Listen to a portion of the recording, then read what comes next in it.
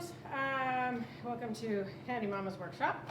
I just wanted to show you a little something while I'm waiting for another project to dry. So as you all know, I'm working on this here chair cat perch.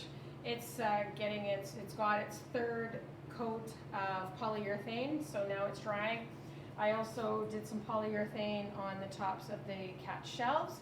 And while I'm waiting for that stuff to dry, and before I decide what I'm going to do with the other piece of the chair, whether I'm going to make it a floating wall shelf or have that chair sit on the ground and then this be another cat wall shelf walking surface, I decided to go outside and get my other chair, my captain's chair, bring it in the house, give it a good a wipe down, and then give it a polyurethane. So this chair is very similar in construction, as we can see based on the seat with the spindles and the seat grooving,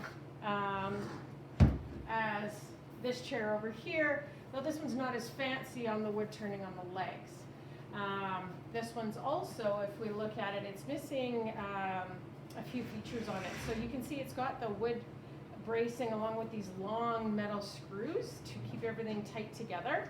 Somebody has also taken some wood glue and done kind of a shoddy job of putting this chair back together at some point. So there's lots of glue around each of the spindles on the bottom, and goodness knows how old it is. The seat was also splitting apart, and there's just a little bit here we can see at the front, but they did a horrible job of putting the seat back together. I knew that when I bought it. I knew I just wanted it to have it as an outdoor decor piece, so I wasn't overly concerned about it, but I just wanted to show it to you. So instead of buying some wood glue and getting some braces or even using some tie-down straps, which I've used before because I don't have large wood braces, I've used tie-down straps. They've gone in and on angle toenailed a whole bunch of looks like maybe zinc or stainless steel wood screws into the seams to hold this chair together. Looks awful. The bottom also at one point either had white paint or whitewashing on it. Doesn't look great, but again, it sits outside. It's on my front on my front porch. It's just a decor piece. I do, however, want to protect the wood from decaying any further, so that's why I'm going to put a coat of polyurethane on it. That's also why I'm not going to bother sanding anything off. All of the patina that is on this chair, like there's some greening in here on the wood, some blacking. That's all aging. It tells a story. This chair has been through some use.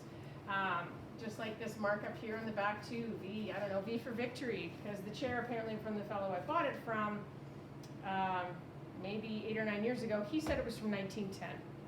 It was his grandfather's chair or something, so I'm going to believe him. The other thing this chair had was there were 3 spindles up in the back. Now these most likely came down in a V pattern, and it was also to hide the fact that they've screwed the top piece on to laminate it together versus just having it carved out of one piece of wood.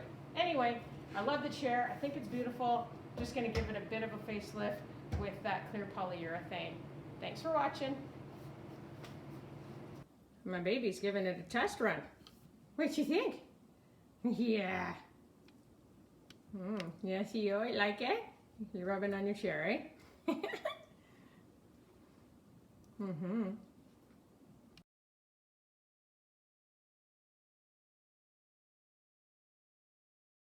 Okay, so here's the chair, and I have finished that first coat of Varathane. Don't know if I'm going to need a second one or not. It looks really nice. The only thing I have to do is wait for the top to dry so that I can do the bottom. But I think it just looks amazing. So brought out all the color and the character and the age, and it's going to look beautiful on my front porch for years to come. Myself personally, I'm not big into this whole shabby chic thing or taking everything and hiding the wood by coloring it with chalk paint and all that. we have enough color in our lives. I think wood has a beautiful story to tell, and we should just let it speak softly by keeping it natural. My own personal opinion.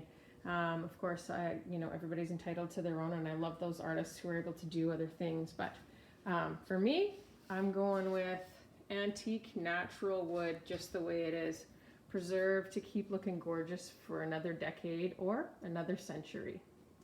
Thanks for watching.